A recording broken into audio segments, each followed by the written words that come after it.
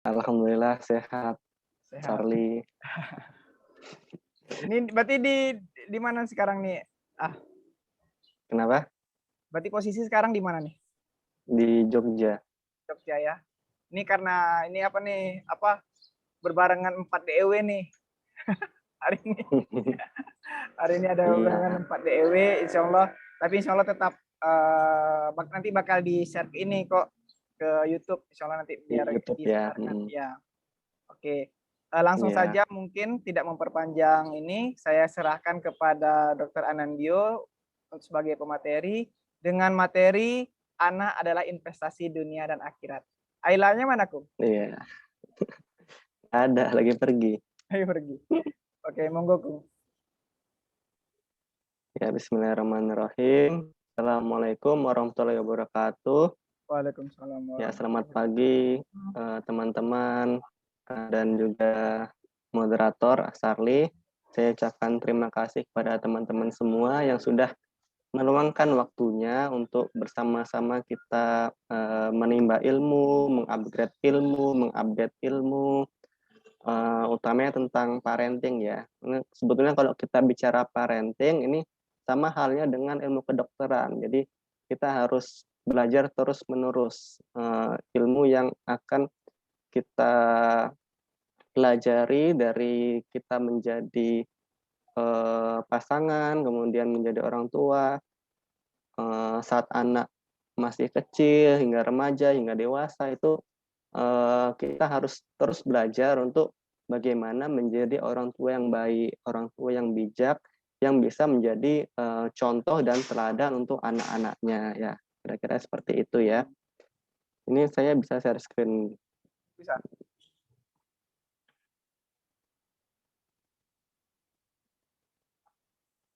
Ya, udah Oke, terlihat ya siap-siap, screen-nya. Kum. Itu yang Udah mulai lah. dicari-cari. Investasinya. Yang kalian cari-cari ya dari situ ya. Ya, jadi anak ini sebagai investasi dunia dan akhirat. Jadi tidak hanya harta ya yang bisa kita jadikan investasi, tetapi anak atau keturunan juga bisa. Yang mana ketika nanti kita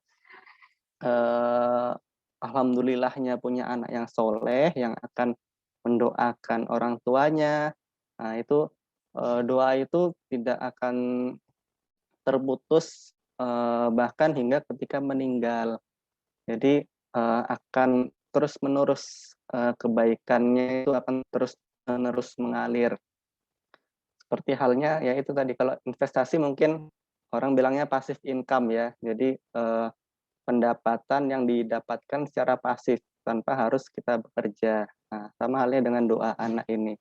Tanpa harus kita ngapa-ngapain atau bahkan ketika kita sudah meninggal nanti, sudah di alam kubur, akan ada banyak sekali kebaikan yang terus mengalir dari anak.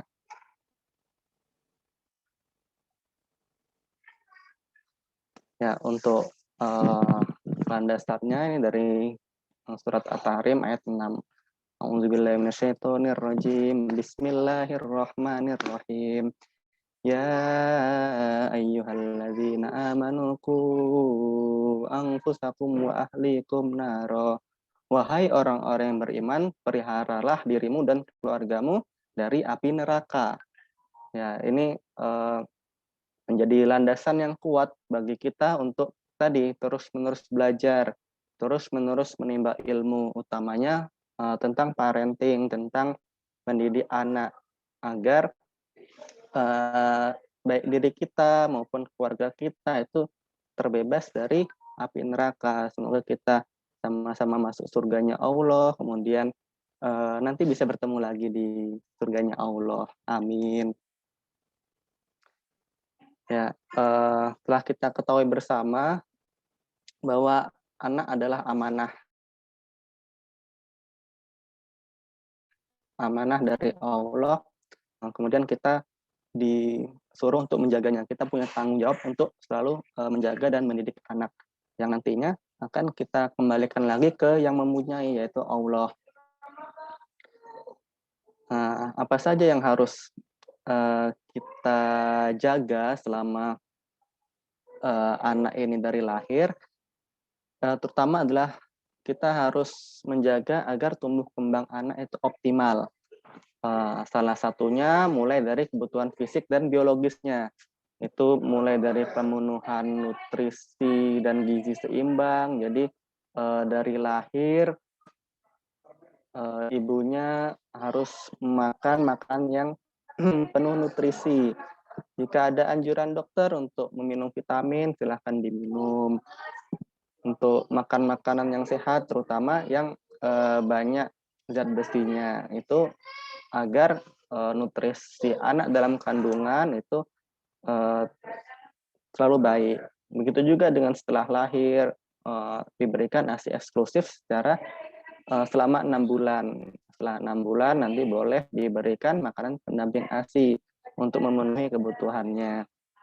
Selain makanan, itu juga bisa kita harus menjaga kebersihan badan dan lingkungan anak supaya tentunya tidak mudah terserang penyakit.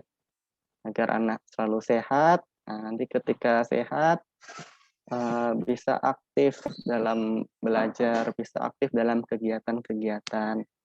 Dan tentunya juga ada imunisasi. Imunisasi ini untuk mencegah penyakit-penyakit menular akibat virus dan bakteri yang bisa diimunisasi. Untuk imunisasi sendiri ini juga sudah dijadwalkan ya dari pemerintah, dari umur segini imunisasinya apa, umur segini imunisasinya apa, dari lahir bahkan hingga sampai sekolah itu sudah sangat difasilitasi sekali oleh pemerintah. Jadi alangkah baiknya kalau kita memang mengikuti program imunisasi ini karena selain gratis juga aksesnya mudah. Terus juga ada aktivitas fisik ya, bermain, olahraga itu agar fisik anak juga kuat ya, selain sehat juga kuat, juga penuh energi. Kemudian selain kebutuhan fisik juga perlu kebutuhan mental dan sosial. Jadi tidak hanya sehat secara fisik saja, tapi harus juga sehat secara mental. Yaitu caranya dengan diberikan kasih sayang, perhatian, rasa aman dan nyaman, kemudian diberikan apresiasi apabila anak ada sukses, supaya ya lebih bahagia jika melakukan sesuatu kemudian berhasil diberikan apresiasi.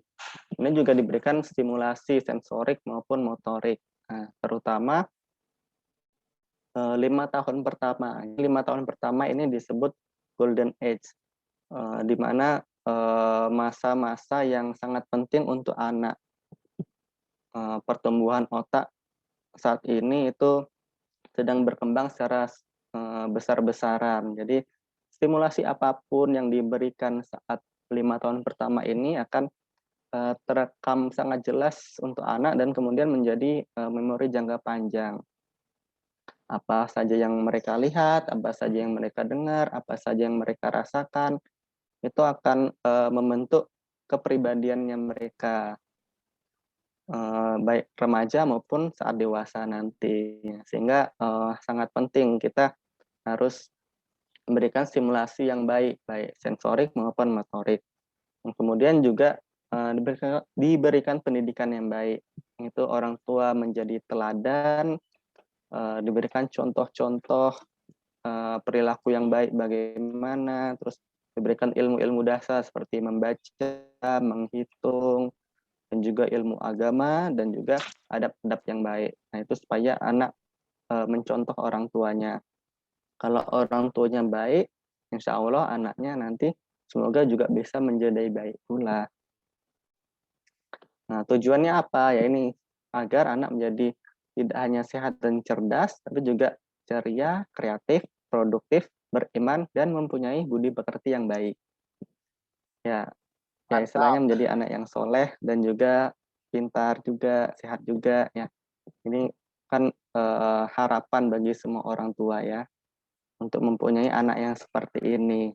Jadi kita memang harus mempunyai tujuan untuk mendidik anak ini. Jadi kalau tujuannya jelas, sehingga langkah-langkah yang untuk mencapai tujuan itu ya bisa dipersiapkan dengan baik. Kemudian selain anak itu adalah amanah, selain anak itu adalah nikmat, ternyata anak juga bisa menjadi ujian bagi, orang tuanya. Eee, ya contohnya seperti ini ya, bahkan di Indonesia, di dunia, masih banyak anak-anak yang mungkin berperilakunya, menyimpang, itu tidak berperilaku baik, itu penyalahgunaan narkoba, kemudian ada kasus bullying, minuman keras, pergaulan bebas, tindak kekerasan, pencurian, bahkan, ada yang melawan orang tua. Nah, ini kan akan menjadi ujian bagi orang tuanya. Kok anakku seperti ini ya? Apakah aku salah mendidiknya? Apakah aku, tidak benar dalam memantau perkembangan anaknya? Nah, ketika anak seperti ini mungkin, kita sebagai orang tua nantinya, kalau teman-teman nanti menjadi orang tua ya, itu mesti akan merasakan, sakit hati yang pertama, kemudian juga sedih juga, seperti itu ya. Mudah-mudahan memang kita, terhindar untuk memiliki anak-anak yang berperilaku seperti ini. Nah, agar terhindar tentunya kita harus siap bagaimana sih, agar, anak kita menjadi anak yang soleh tadi, seperti tadi. Adapun, untuk penyebab anak-anak itu bisa berperilaku menyimpang, ini saya dapatkan itu pertama dari lingkungan dan lingkar pertemanannya. Sesuai dengan hadis Rasulullah, dikatakan seseorang akan mengikuti kebiasaan teman karibnya. Oleh karenanya perhatikanlah siapa yang akan menjadi teman karib kalian.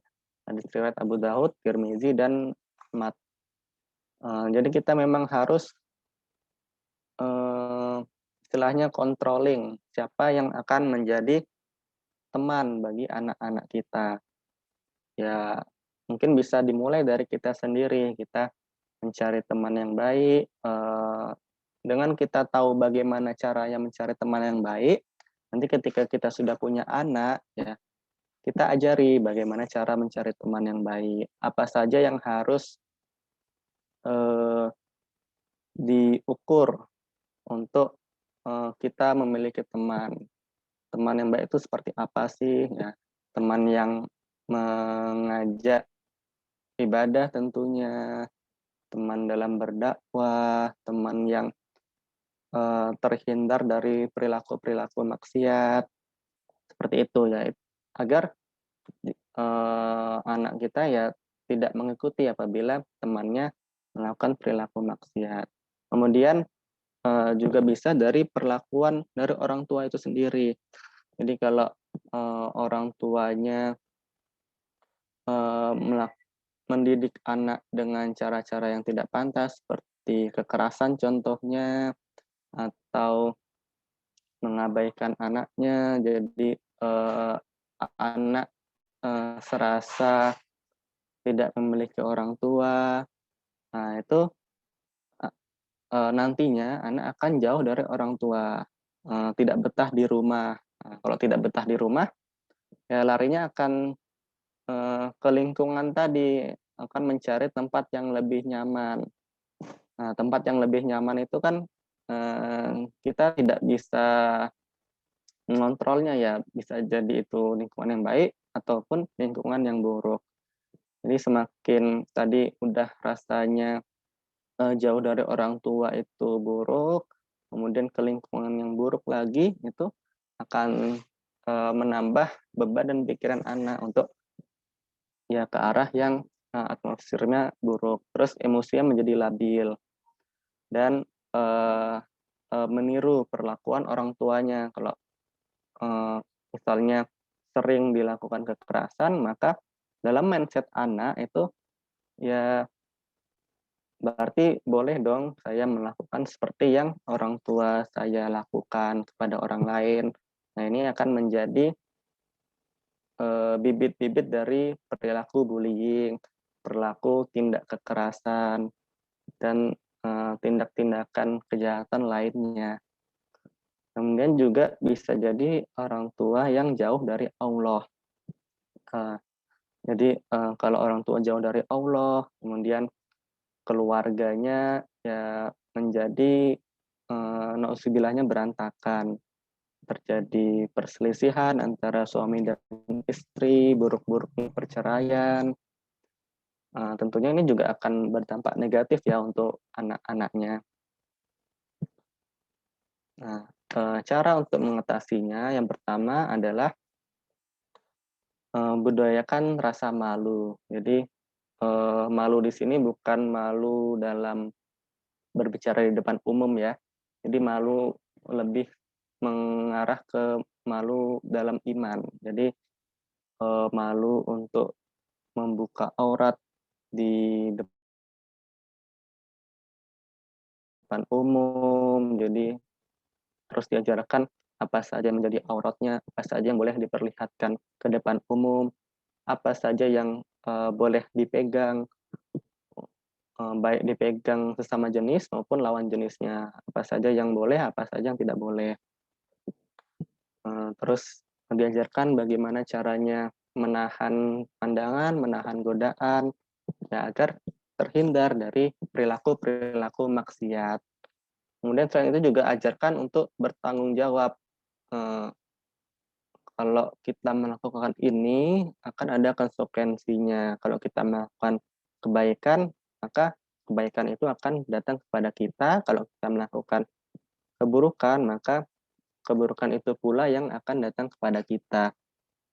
Diajarkan contoh-contoh bertanggung jawab yang mulai dari sederhana, mulai dari ini ya, seperti digambar, merapikan, tempat tidur. Jadi setelah tidur itu kan, tempat tidurnya berantakan, diajarkan untuk bertanggung jawab untuk didapatkan kembali. Kemudian, bersih-bersih apabila, rumahnya kotor karena perilaku anak tadi. Kemudian, buang sampah, jadi ketika buang sampah,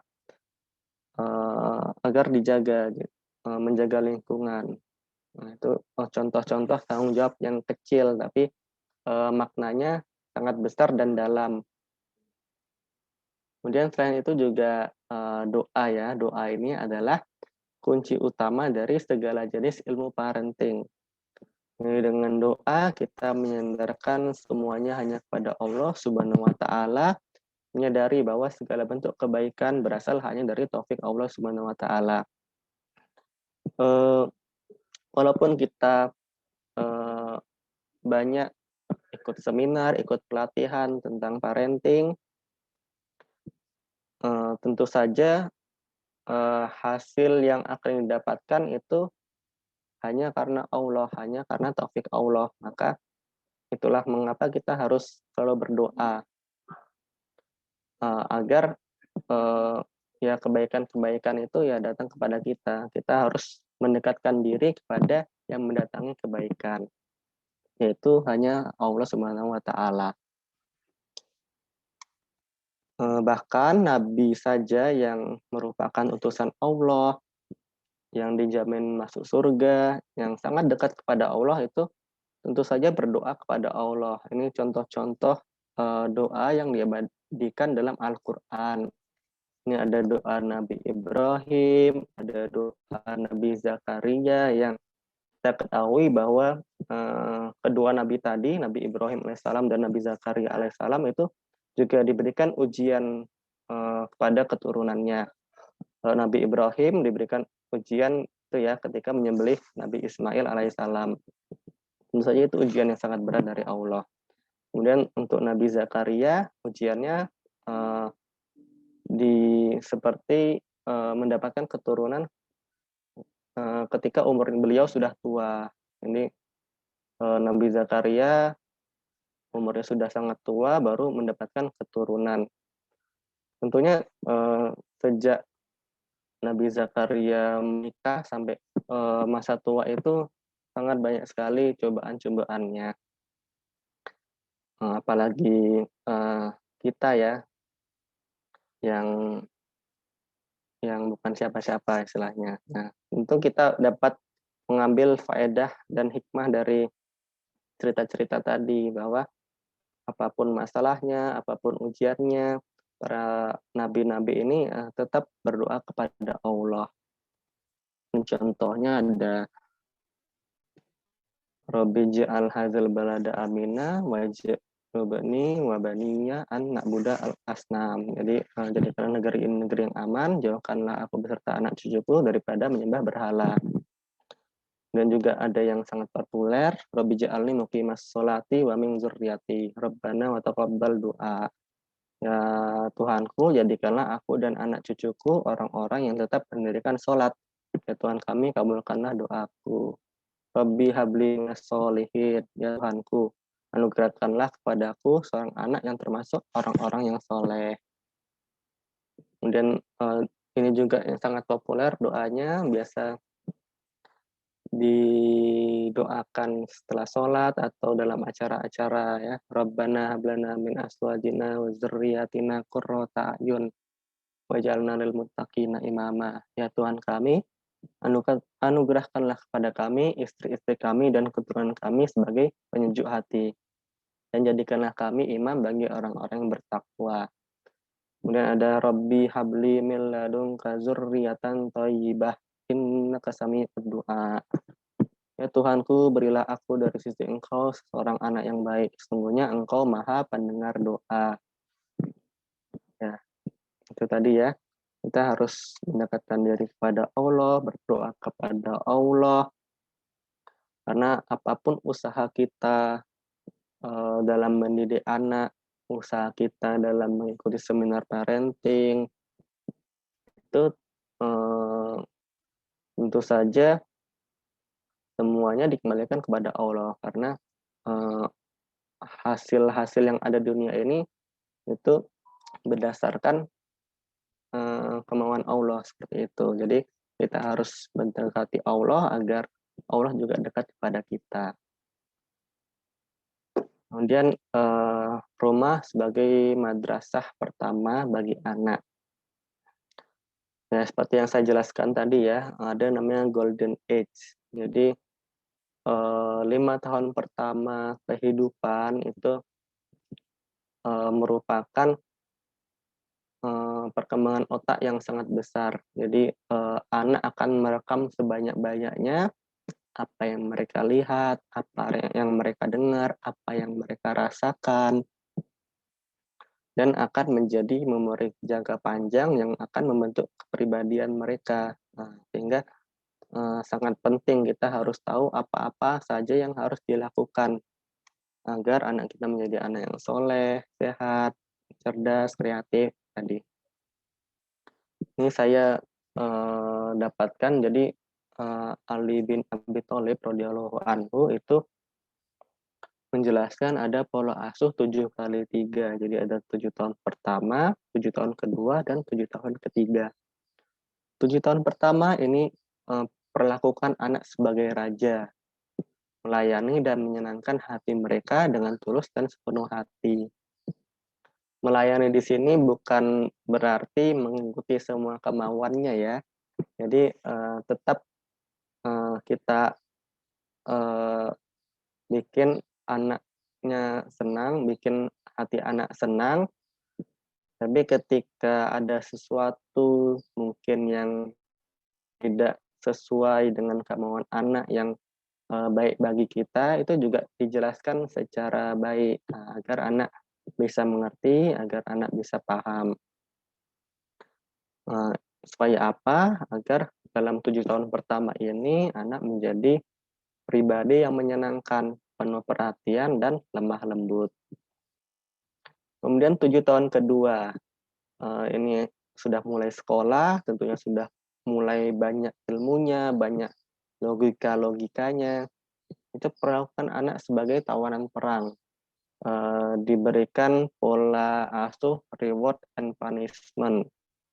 Jadi kita ketika melakukan kebaikan, ketika banyak manfaat aktivitasnya, itu diberikan reward, diberikan hadiah agar anak merasa senang untuk melakukan aktivitas tersebut dan lebih semangat.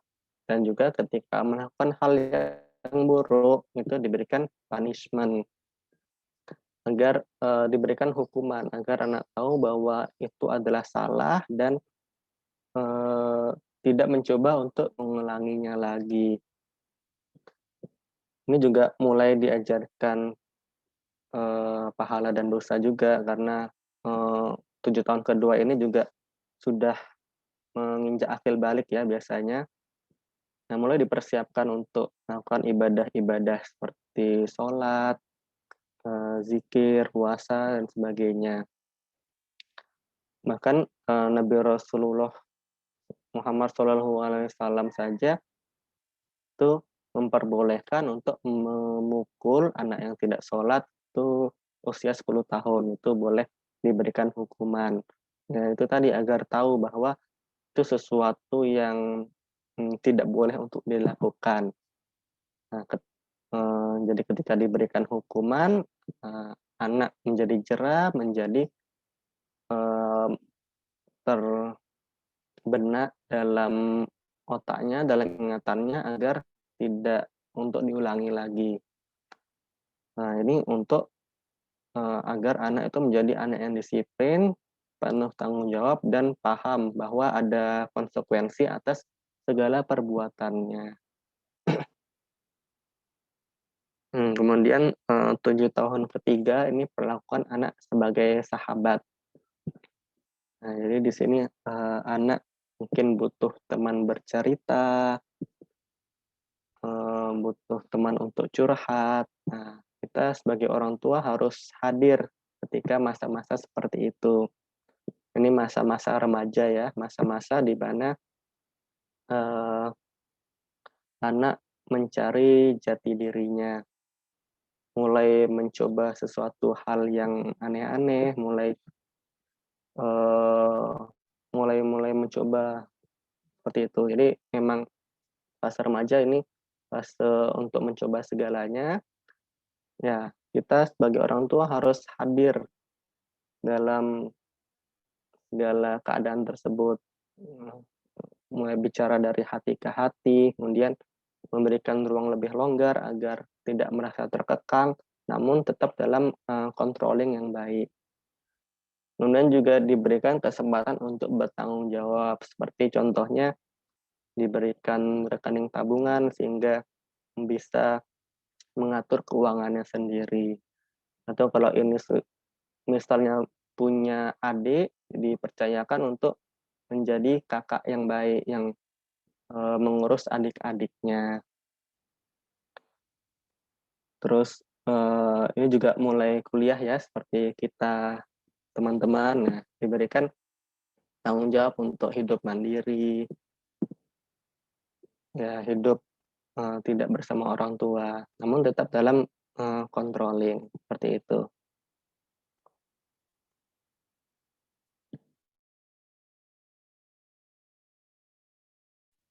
Ilmu agama pada anak. Ya seperti halnya kalau harta, kita diberikan amanah harta, tentunya selain kita menggunakan harta itu untuk kepentingan kita, bisa juga digunakan untuk, sedekah ya, mengem mengembalikan harta itu kepada Allah.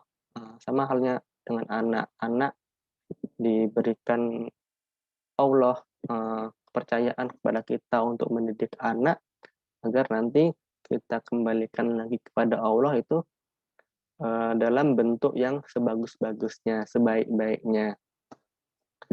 Nah, terutama, kita ajarkan agama. Yang pertama, mulai mengenalkan makna dan istilah yang sederhana, yang berkaitan dengan iman.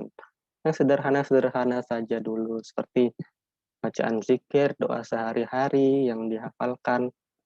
Mungkin ketika dari sekolah ya, akan diajarkan doa sehari-hari. Itu dijelaskan apa artinya, apa faedahnya, apa hikmahnya. Kan, bagus sekali ya arti dari doa sehari-hari, contohnya doa tidur, "Bismika Allahumma ahya wa bismika amut." Jadi, karena Allah lah kita hidup dan karena Allah kita mati. Kemudian, doa bangun tidurnya, "Alhamdulillahillazi ahyana ba'dama amatana wa ilaihin nusyur." Jadi, pertama-tama bersyukur pada Allah setelah menghidupkan kita dari mati, kemudian kepada Allah lah kita kembali. Doa makan itu juga bagus sekali. Allah barik lana fima razaqtana wa qina azabannar. Ya Allah, semoga makanan ini berkah, semoga apa ya yang kita dapatkan dari rezeki kita ini berkah dan kita terhindar dari api neraka. Sangat-sangat bagus sekali arti dari setiap doa-doa sederhana ini. Ini kalau anak paham artinya, anak paham maknanya, itu akan membekas sekali di dalam hatinya bahwa ada loh di atas sana yang mengatur segalanya.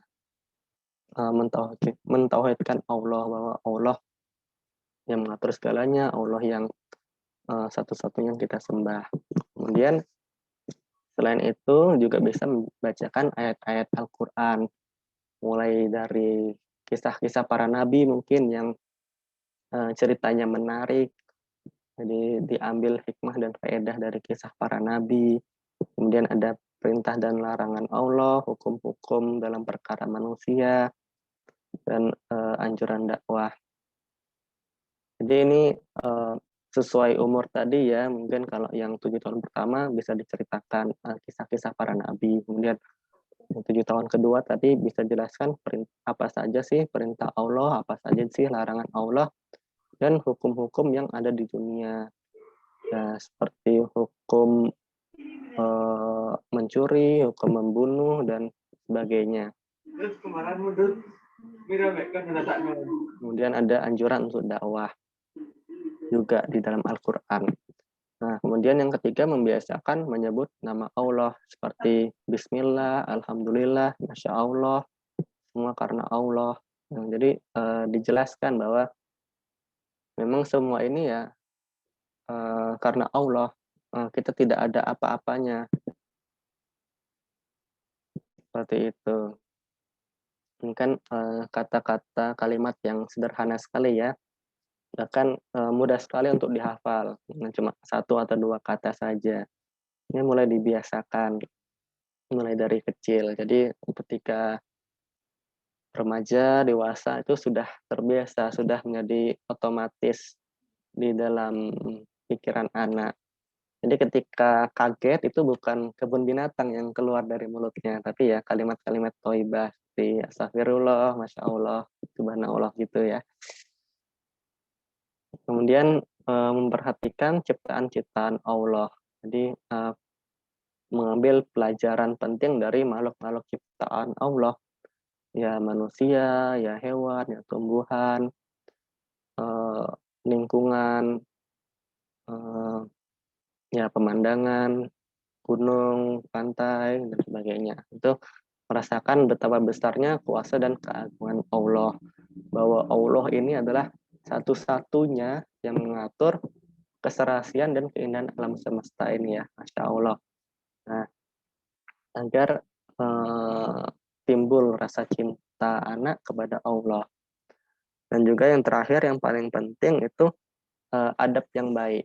Jadi orang tua menjadi teladan tadi, karena orang tua itu rumah sebagai madrasah pertama. Anak banyak menghabiskan waktu di dalam rumah. Maka kita harus menjadi teladan yang baik.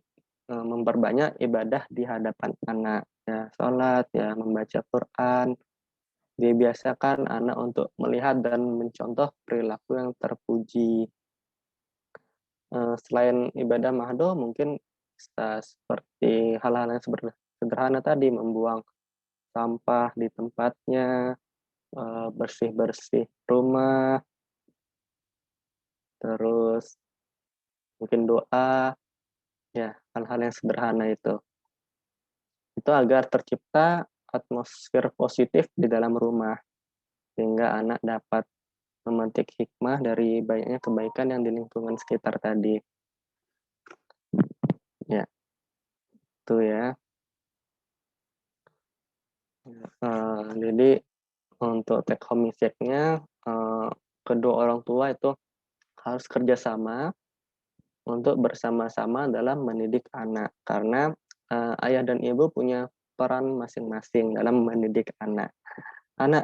Ayah tidak hanya mencari nafkah, tapi juga memastikan nafkah yang didapat itu tersampaikan dengan baik untuk keluarganya, nafkah yang halal, kemudian jadi juga ikut serta dalam kegiatan-kegiatan anak apabila mungkin ada waktu kosong dari pekerjaannya, itu agar anak merasa juga memiliki ayah karena sering ketemu. Kemudian doa menjadi puncak dari segala jenis ilmu parenting. Jadi apapun usaha kita, apapun hal-hal yang kita lakukan untuk kebaikan kita maupun kebaikan anak, tentu saja hasil akhirnya itu berdasarkan rahmat Allah, berdasarkan taufik Allah.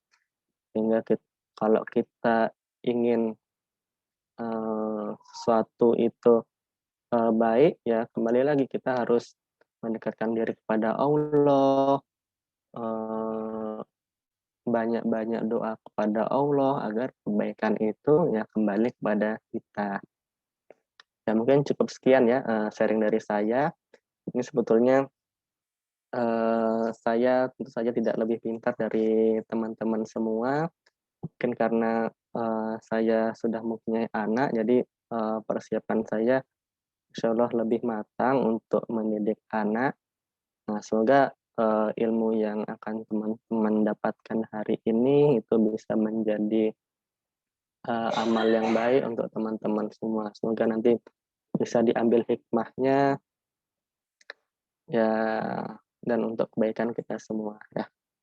Cukup sekian dari saya, kurang lebihnya mohon maaf. Wassalamualaikum warahmatullahi wabarakatuh. Waalaikumsalam warahmatullahi wabarakatuh. Masya Allah sekali. Ini Adio. Ini aku ada pertanyaan langsung mungkin ya. Ya, Mungkin ini dari anak pribadi. Nah, tadi kan yang dijelaskan kan terkait dengan anak menjadi pelaku bully ya, benar ya? Ya, ayo. ya, Nah, sekarang yang tanya ya, itu ya. gimana caranya untuk anak ini supaya tidak menjadi korban bullying gitu. Kalau misalnya anak menjadi bullying itu kan karena ngelihat kekerasan seperti itu. Tapi kan yang sebaliknya gitu, yang dianya menjadi korban seperti itu. Terus yang kedua itu terkait dengan ketika kita mau misalnya mendidik, kan itu kadang-kadang kan tidak mau anak itu terlihat menangis seperti itu. Itu bagaimana ya, Adio? Jadi tidak tegaan gitu. Lihat apa?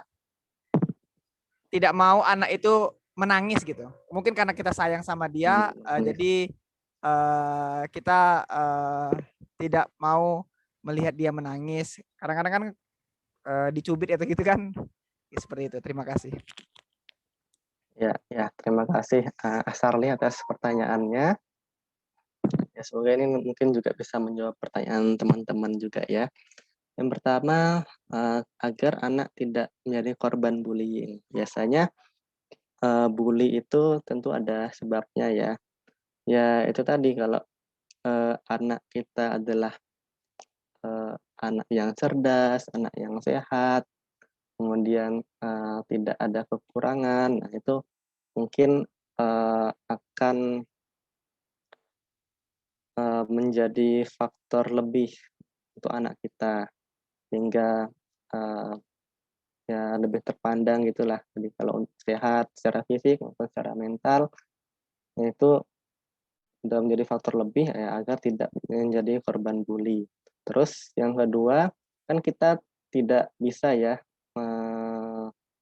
mengontrol lingkungan kita karena lingkungan itu adalah sesuatu yang eksternal. Kita tidak bisa menyuruh semua orang untuk tidak memperlakukan buruk kepada anak kita.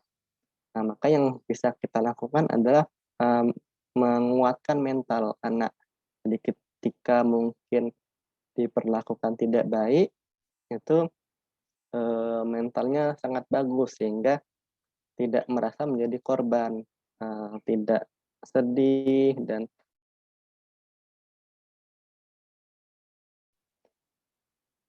karena ketika orang itu menjadi korban, itu tentu saja ada pikiran untuk menjadi pelaku juga agar orang yang lain, tidak hanya dia sendiri korbannya, seperti itu.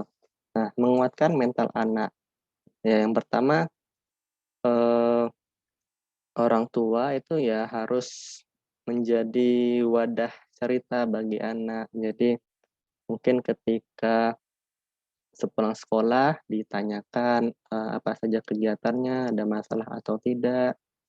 Jadi, anak punya wadah untuk bercerita. Jadi ketika misal dia diperlakukan tidak baik, ceritakan kepada orang tua,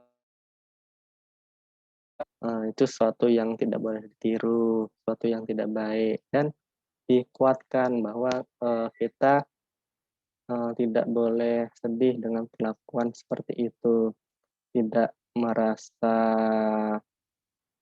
eee, rendah, seperti itu ya. Jadi, lebih ke menguatkan mental anak, agar ketika diperlakukan tidak baik, eee, dan menjadi lebih percaya diri. Jadi tidak merasa menjadi korban. Kemudian yang kedua, tadi, sedih ketika melihat anak menangis gitu ya, Sarli ya. Kadang-kala kan misalnya Nah kita sebetulnya mengajarkan sesuatu kan mungkin, membuat dia menangis gitu kan ya. Nah, jadi kadang kita kan nggak tega gitu, itu ya, gimana gitu?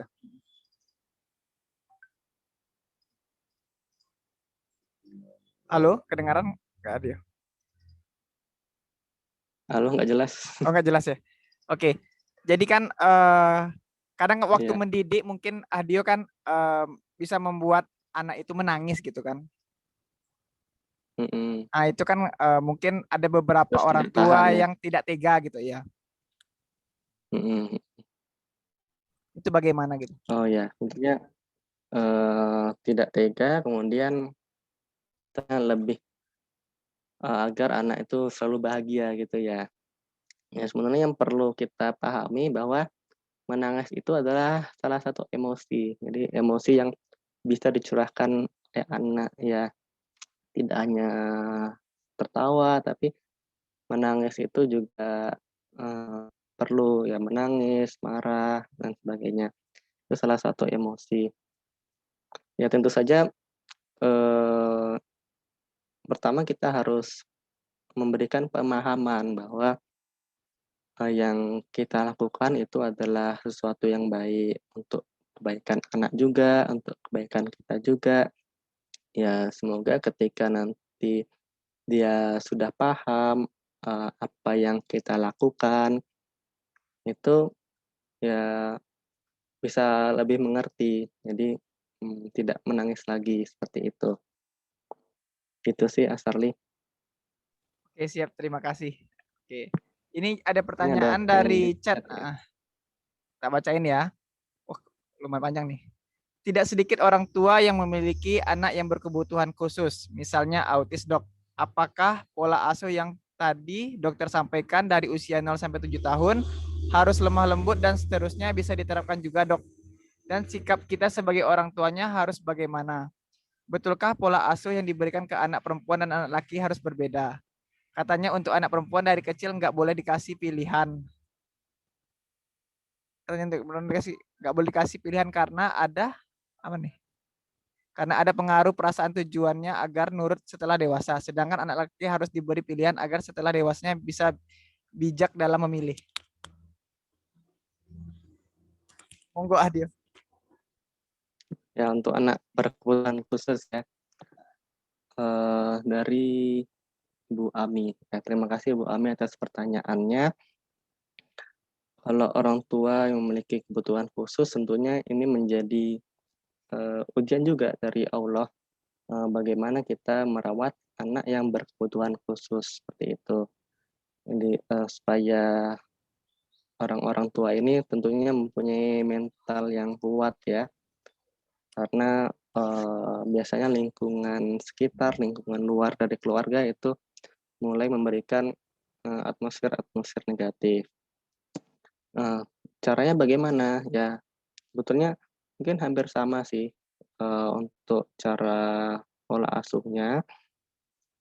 Seperti tadi ya, tetap harus diberikan lemah lembut, harus diperhatikan perhatian yang khusus juga, ya itu agar anak lebih pertama anak harus lebih dekat kepada orang tuanya yang di 7 tahun pertama ini. Ini kalau, eee, anak eee, lebih dekat kepada orang tua, tentunya nanti, remaja dan dewasanya itu, ya itu, mengikuti kebaikan yang 7 tahun pertama. Karena, ini adalah masa-masa perkembangan otak, tidak terkecuali anak yang autis. Karena tetap saja, eee, anak autis ini juga merekam sebanyak-banyaknya, walaupun, dia tidak bisa merasakan, emosi ya, kalau autis ya, tidak paham apa emosi di sekitarnya. Tentunya usaha kita harus lebih giat lagi, harus lebih kuat lagi untuk mereka.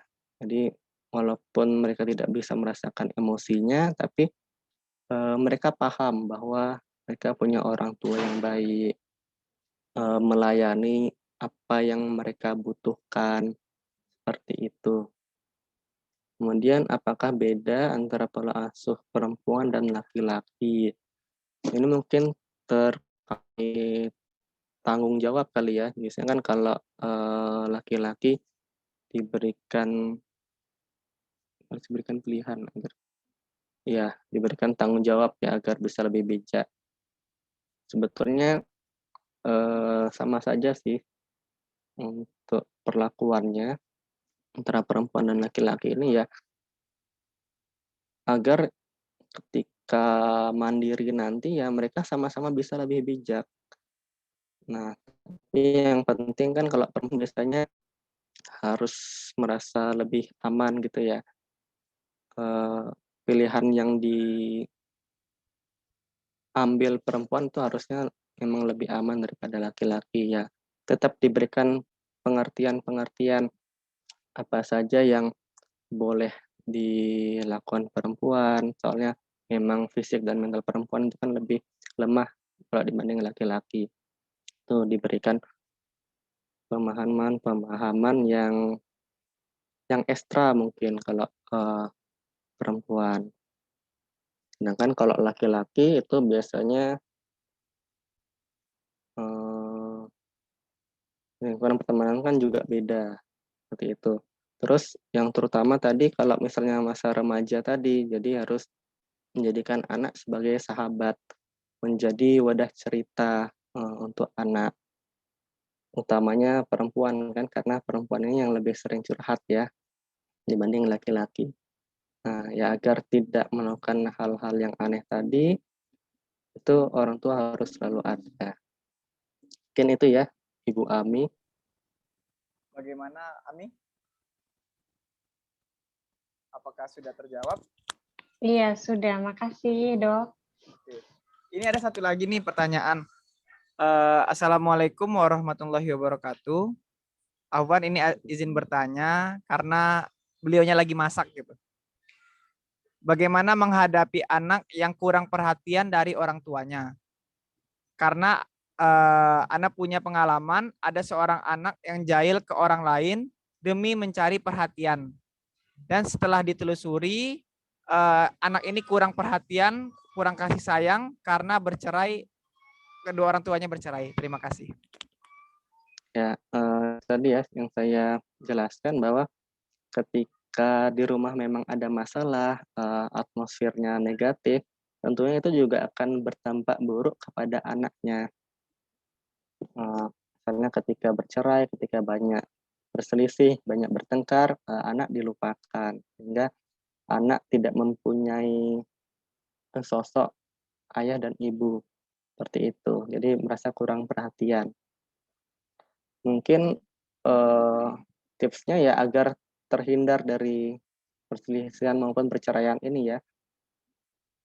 Ya itu tadi, kita harus mendekatkan diri kepada Allah agar, atmosfer di dalam rumah baik. Nah, kemudian kalau atmosfer di rumah baik, semoga anaknya juga, melakukan hal-hal yang baik juga. Dan kalau tadi, orang anaknya tadi orang tua yang sudah bercerai, itu akan sulit sekali untuk mengubahnya karena, terkait usia juga. Jadi kan, beda antara usia yang masih awal tadi, ketika sama usia yang sudah remaja, sudah dewasa, sudah paham logika-logika. Jadi akan sangat sulit untuk, eee, mengambil anak dari lingkungan buruk ke lingkungan baik. Jadi sebisa mungkin kita harus mencegah, sebaiknya memang, mencegah anak itu keluar dari lingkungan baik, seperti itu. Itu sih. Mencegah Mungkin lebih kalau baik daripada mengobati ya. iya, ya memang susah sih, Mas Arli, gitu. Soalnya kan, mungkin juga ke Bu Ami sama siapa tadi yang nanya, Mas Arli? Yang tadi itu sebenarnya Cut Ayu. Oh, Cik Ayu. Ya sama, Uk Ayu, mungkin kalau memang ada masalah, tadi kalau Ibu Ami tadi anak berkebutuhan khusus, kemudian Cut Ayu anak yang mungkin, broken home, kalau memang misalnya orang tua merasakan kesulitan atau, eee, peduli kepada anak yang broken home, itu bisa ditanyakan kepada yang ahlinya, ada psikolog, ada psikiater. Nanti semoga, masalah-masalah ini ketika diberikan kepada ahlinya itu bisa mendapatkan, solusi yang baik juga, seperti itu. Jadi selain kita berdoa kepada Allah, ya juga serahkan, kepada yang lebih ahli. Mungkin bisa kemana itu? Ya bisa ke rumah sakit, bisa ke puskesmas, seperti itu. Online juga ada ya, Nek? Ya online juga ada. Ini mungkin ada yang mau bertanya, tapi katanya mau open mic. Monggo, Zahin. Cek, terima kasih. Apa sudah terdengar suara saya? Mungkin kurang terdengar suaranya. Ya. Oh. Iya, apa bisa terdengar suara saya sekarang? Bisa, Adio? Iya. Bisa, bisa. Jadi gini, saya Zahin, saya mau bertanya. Ini kan kita sebagai orang tua, sebetulnya saya juga belum jadi orang tua. Dan ini saya bertanyanya secara apa yang saya lihat ya. Sebagai orang tua, setahu saya itu harus bisa memetakan apa yang diinginkan seorang anak, apa yang menjadi tujuan anak itu ingin seperti ini, ingin seperti itu kan tujuan orang tua. Itu kan kewajiban orang tua untuk mengetahui dan memetakan si anak. Tapi kalau misalnya eh, kita memberikan sebuah instruksi bahwasanya jangan ke sana ataupun jangan ke sini, ya Dok, itu kan sebuah instruksi untuk dipatuhi. Tapi dengan kata jangan itu malah membuat mereka sangat ingin tahu gitu loh. Karena saking kreatifnya Iya. mereka itu sangat luar biasa gitu. Karena anak itu kreatifnya itu nggak ada obat, Dok. Itu gimana ya cara ngatasinya supaya lebih, kalau misalnya kita kan orang tua nggak mungkin juga menyurutkan jiwa kreativitas si anak Kemauannya, ya. itu. Tapi gimana sih supaya bisa mengatasi mereka itu supaya luluh, mereka itu supaya nggak kreatif boleh, tapi harus ditempatkan di tempatnya begitu. Tetap Gimana sih? terkontrol gitu ya maksudnya Zahin ya. Ya, Ya, terima kasih atas pertanyaannya, bagus sekali. Jadi memang tentunya kemauan anak ini sangat banyak sekali ya, apalagi beda zaman dengan kita mungkin nantinya. Kan saya dengan orang tua saya saja itu perbedaan zamannya sudah jauh sekali. Dimana mungkin dulu belum ada internet, belum ada smartphone yang dimana informasi yang didapatkan sekarang itu sangat mudah dan cepat dibandingkan dulu. Tentunya itu akan mengasah otak kita untuk memiliki ide-ide yang kreatif yang mungkin berbeda jauh dengan pikiran orang tua. Ya boleh memang ditanyakan apa saja ide-idenya, apa saja yang dimau.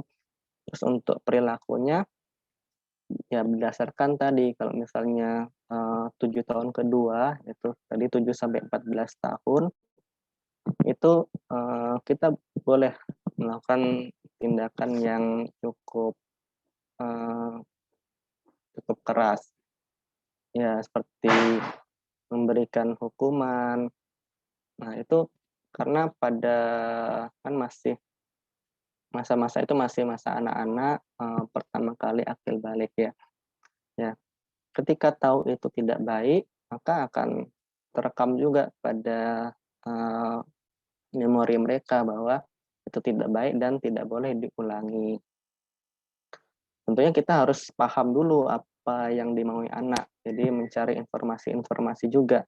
Apa sih yang dimaui itu? Apakah baik ataukah buruk?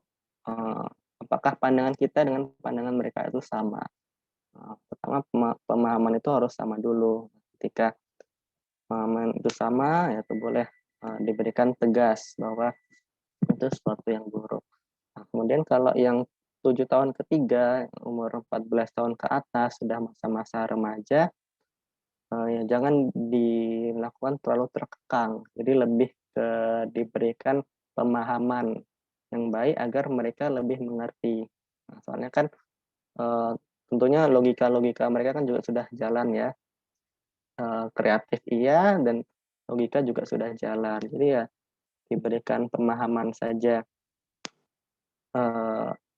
dampak apa saja dampak yang dapat terjadi ketika mereka melakukan hal tersebut.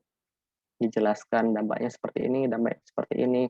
Nah, terus setelah dijelaskan, diajak berpikir lagi. Nah, menurut anak itu, apakah itu sesuatu yang merugikan atau menguntungkan. Jadi diajak mereka untuk berpikir sendiri dari dampak itu tersebut.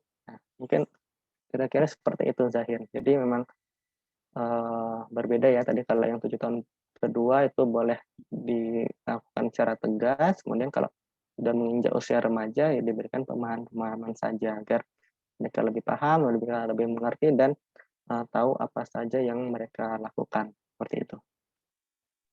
Bagaimana Zahin? Sudah, terima kasih untuk jawabannya. Terima kasih. Mungkin ada yang ingin bertanya lagi?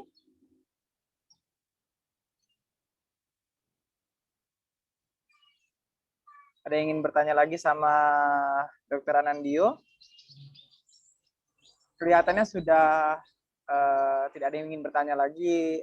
Dio mungkin bisa closing statement untuk Bijing Ahad kali ini. Ya, terima kasih Sarli dan panitia Bijing Ahad ya atas fasilitasinya. Kalau closing statement ya mungkin itu tadi ya, kita kedua orang tua harus bekerja sama untuk mendidik anak. Jadi masing-masing punya peran, ibu punya peran sendiri, ayah punya peran sendiri.